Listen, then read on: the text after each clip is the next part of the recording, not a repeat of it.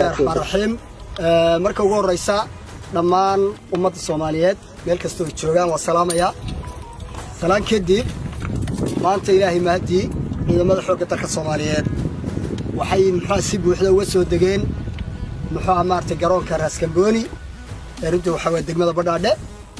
taasoo waxa way ujeedku uu yahay ciidamada xoogga dalka Soomaaliyeed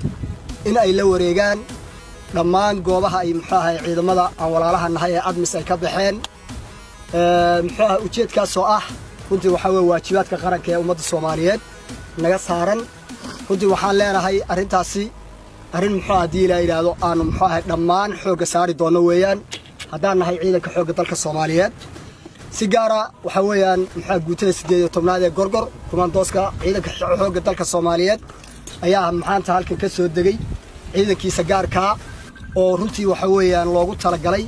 shaqooyinkii magaranaysa diyaar gaarka ay qaban jireen inay deegaanka ka qabtaan waxaan leenahay hadii Ilaahay yiraahdo dhamaan hambalyo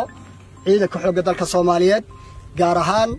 ciidanka hadii Ilaahay kumaandooska ee Gorgor guutada 18aad hambalyo aan idin leeyahay guul iyo gobonnimo iyo hadii Ilaahay isku tashi waxaan leenahay dalkan inaynu hadii Ilaahay shabaab ka dhicino dalkan inaa hadii Ilaahay yiraahdo cadawga ummadda Soomaaliyeed aynu ka qabanno ujeedka aan leenahay inta weeyaan inaan la wareegno dhamaan goobaha ay hadii Ilaahay ka baxeen ciidamada admis xoogga dalka Soomaaliyeed dhamaan halkan waxaan leeyahay ku soo dhawaada runtii waxaan is leenahay shaqo waajib oo layna faray weeyaan waxaan doonaynaa inaynu hadii Ilaahay yiraahdo cadawga uga adkaano sida ay Gorgor uga adkaan jirtay hadii Ilaahay yiraahdo 1 2 3 waxaan leenahay hadii Ilaahay yiraahdo degmada Badhaadhe insha Allah taala inaynu ka xoreyno nimanka cadawga inta badan gabaadka ka dhiganayay waxaan doonaynaa hadii Ilaahay yiraahdo inaynu waajibaadka qaranka inagoo fulinayna inaynu hadii Ilaahay yiraahdo la nimaadno sidaynu uga adkaan jiray cadawga xun ee ummadda Soomaaliyeed dhibaataynaya waxaan idin leeyahay guul iyo gobonnimo iyo waxa weeyaan garoonkii Raaskambooni oo runtii ay ciidamadu si sharaf leh uga soo degeen ayagoo waajibaadka qaranka hadii Ilaahay fulinaya runtiina la dagaalami doona cadawga ummadda Soomaaliyeed aad baad u mahadsantahay